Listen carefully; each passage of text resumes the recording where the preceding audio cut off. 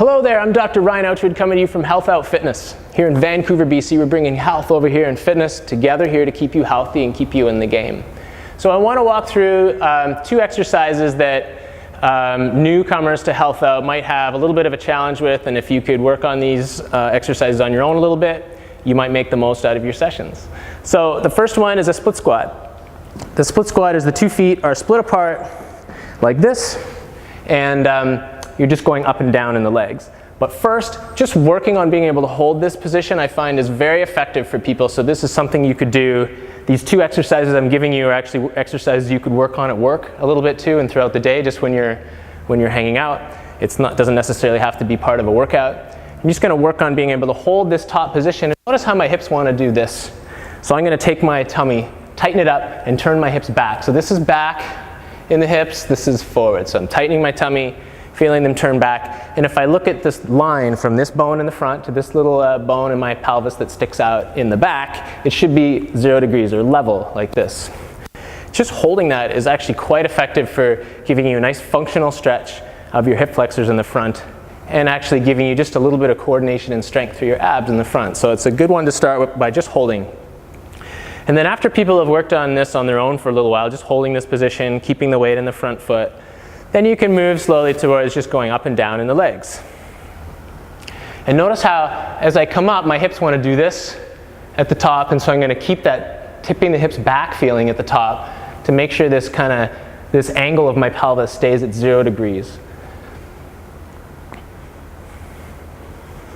From the front, if you have a mirror, it's really helpful. From the front, hips want to do this, and they want to do this, and the knee wants to do that and that. So you're going to maintain symmetry and alignment in the front. So if you have a mirror, you'll find it really helpful.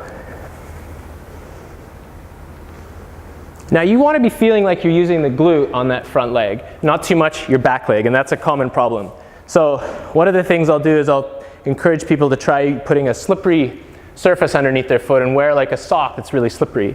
And it would have the same effect as this slider here, where if I use my quads too much and if I'm pushing my feet out this way too much, I'm not maintaining my position anymore. If I have this slippery surface, it forces me to use my glutes on this right leg here to pull the heel back towards me, which is generally the feeling you want to have when you're doing this exercise without the slippery surface as well. So I've got more weight, feeling more weight and more work happening on the right side here on my front leg as I go up and down. And I'm, again, maintaining my connection through my abs.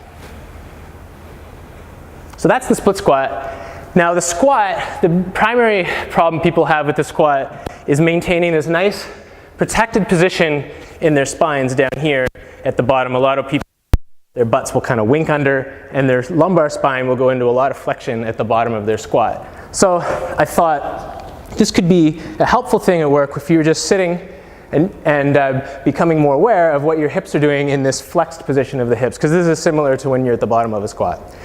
This is backward rotation of my hips, and this is forward rotation of my hips. And what you want to feel when you develop is that you're not changing your position of the upper body too much. So I'm actually keeping quite relaxed up here and feeling the forward and back movement of my pelvis just from my pelvis.